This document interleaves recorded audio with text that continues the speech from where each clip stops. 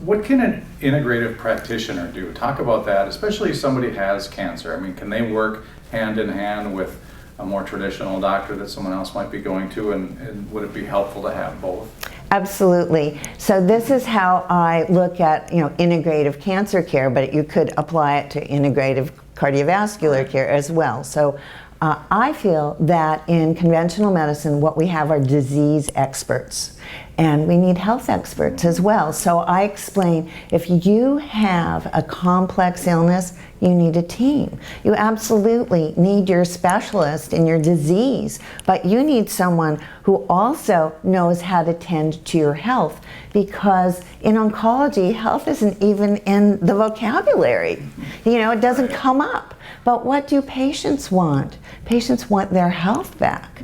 And so if you don't have a plan for your health, you're not going to get there. So an integrative approach takes both. And also that's how I talk to oncologists, so that they open up to this idea that it is not sufficient to be fascinated by the tumor only, but we need to get our patients to the end point of health. And so that's a bridge builder to do that. And then a patient can build a team of experts for themselves so that they have the best of both worlds. And from your experience, how receptive are oncologists to that, to having other people come on board to be a team, or a lot of them kind of, this is the way we need to do it, and I'm doing it this way? I think if you're an oncologist and you've been in practice a long time, you feel the limits of your toolbox. But I think it's largely about personalities more than smarts. So there are people and oncologists who are naturally open, naturally collaborative, and there are oncologists that are more closed and like to have control over everything the patient does, and that's a kind of person. And so they can both have the same knowledge base as physicians. So I make it a point to cultivate relationships with people who like to collaborate and demonstrate that a team approach is really better for the patient.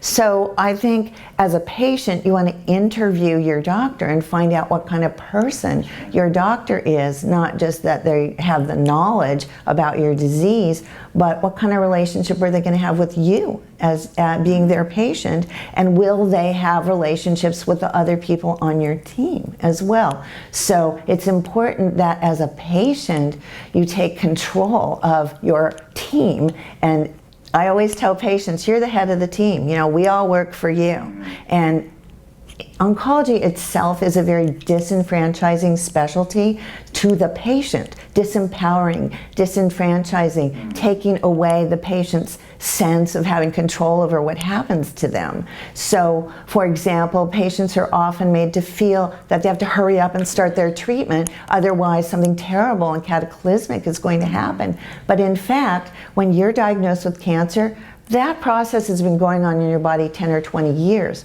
So if you take a month to interview a couple of docs to see who you want to be your doctor, to have your psyche catch up to the diagnosis you were just told you have, to get your children handled, to get your business handled, so that when you go into a challenging kind of a treatment, that everything's in order.